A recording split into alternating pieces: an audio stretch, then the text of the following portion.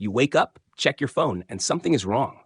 Your bank balance shows zero, not because you were hacked, not because of a bank error, because overnight, every currency on Earth simply stopped existing. Every dollar, every euro, every coin in every pocket, every number in every account, all gone at once. No warning, no transition period, just gone. What would actually happen next? At first, it sounds almost freeing. No more bills, no more debt, no more working just to survive. If nobody has money, doesn't everyone start on equal footing? But money disappearing overnight isn't the same as inequality disappearing. It removes something most people don't even realize is holding modern life together, a shared, trusted system for deciding who gets what, and without it, that decision doesn't vanish. It just becomes far more chaotic. To understand why this matters, you need to understand what money actually does. Beyond just being a pile of paper or numbers on a screen. Economists describe money as serving three core functions: a medium of exchange, a store of value, and a unit of account. In simpler terms, it lets you trade with strangers, hold on to value for later, and compare the worth of completely different things using one common scale. Remove money entirely, and you don't just remove wealth. You remove the entire shared language societies use to coordinate who produces what, who needs what, and how those two things get matched up. Now imagine what your first moneyless morning would actually look like. You go to the grocery store, and the shelves are still full of food, because the food itself didn't disappear. But the cashier has no idea what to charge you, because there's no unit of value left to charge you in. Do you offer to trade something you own? Does the store just start giving food away? Historians who study economies without formal currency have found that before money existed, most trade relied heavily on barter and community trust systems, methods that worked at small scale but became extremely difficult to coordinate as populations and complexity grew. You'd essentially be forcing an entire modern, globally interconnected economy to instantly downgrade to a barter system it fundamentally isn't built for. Here's where the science gets genuinely interesting. Anthropologists who study historical barter systems have found that pure barter economies, the ones many people imagine as the natural alternative to money, actually appear far less often in historical records than previously assumed. Instead, most non-monetary societies relied on complex systems of social debt and obligation, remembering who owed favors to whom over long periods of time. Removing money wouldn't return society to a simple barter system. It would force billions of people to suddenly rely on trust-based obligation networks that currently only work at the scale of small, tightly connected communities, not global economies of strangers. Now scale this up to something you might not immediately think of: your job. Right now, your paycheck represents an agreed value for your labor, something that can be exchanged for literally anything else in the economy. Remove money, and that flexibility disappears instantly. A software engineer's skills, a teacher's time, a plumber's expertise, none of these are things you can now directly trade for groceries in a simple, obvious way. Economists who study labor markets note that money's flexibility as a medium of exchange is specifically what allows specialized labor to function at scale, letting a teacher's time eventually translate into groceries through a chain of trades that used to require money as the common link. Without that common link, most specialized professions would become almost impossible to directly compensate for. This is where the twist comes in. You might expect the disappearance of money to hit the wealthy hardest, since they have the most to lose on paper. But researchers who study economic resilience have found that wealthy individuals often already hold a significant portion of their resources in tangible assets: property, land, physical goods, resources that retain real-world value and usability even without currency to price them. Meanwhile, people whose wealth was purely digital or cash-based, often lower and middle-income individuals with fewer physical assets, could find themselves with functionally nothing to trade at all. The disappearance of money might not equalize society. It could dramatically worsen the exact inequality it seemed to erase. Now widen the lens to something even bigger.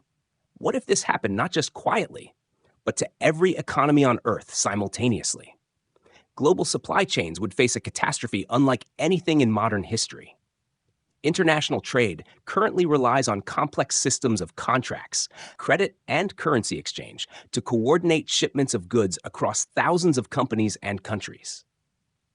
Supply chain researchers have found that modern global logistics depend on financial systems specifically to coordinate trust between parties who have never met and may never meet again.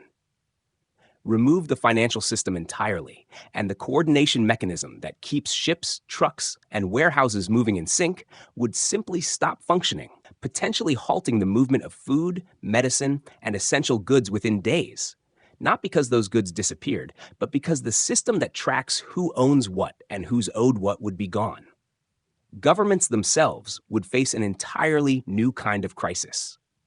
Taxation, public salaries, infrastructure funding, and social safety nets are currently built around monetary systems that allow governments to collect, redistribute, and allocate resources at scale. Public finance researchers note that even basic government functions like paying police officers, teachers, and emergency responders rely on monetary systems to translate abstract public value into something workers can actually use.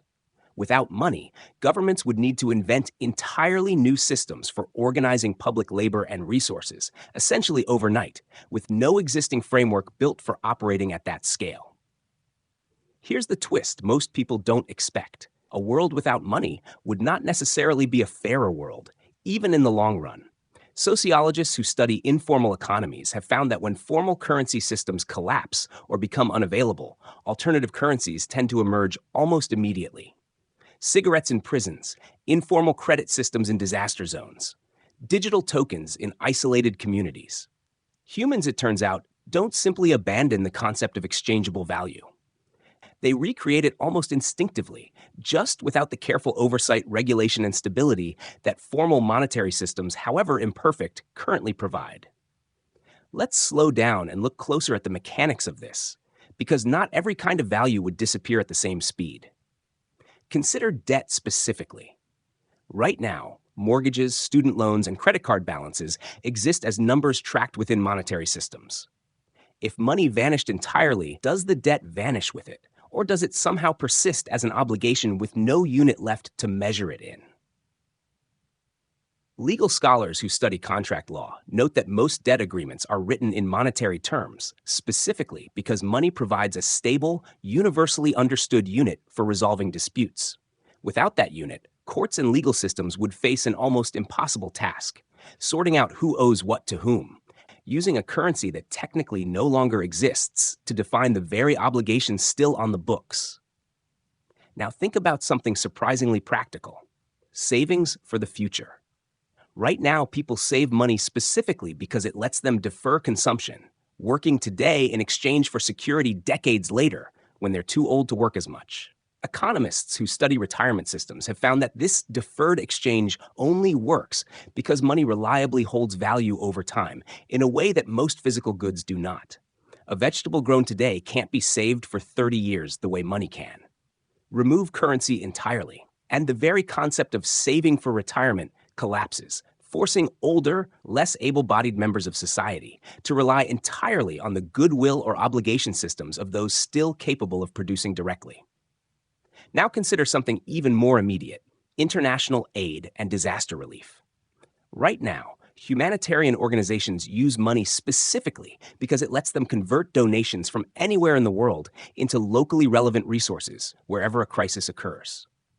Aid researchers who study disaster response have found that the monetary donations are often more effective than donated goods, precisely because money can be converted into whatever a specific crisis actually requires, rather than whatever donors happen to have on hand.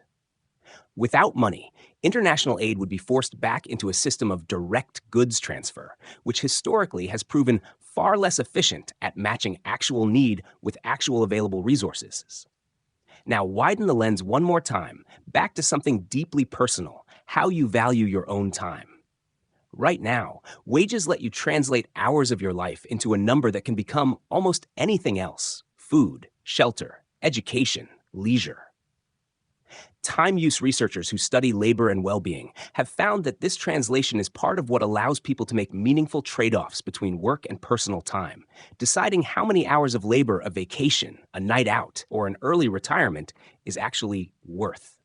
Without money creating that common translation, the relationship between your time and everything you might want in exchange for it would become far murkier, forcing every single exchange to be negotiated individually, from scratch, with no shared reference point to make the negotiation faster or fairer.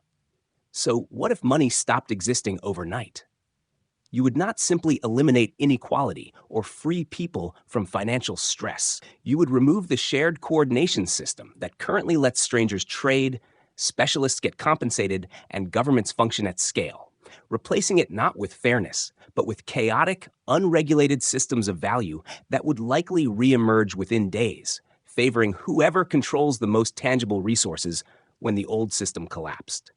Maybe money was never really the root of the problem. It's often blamed for being.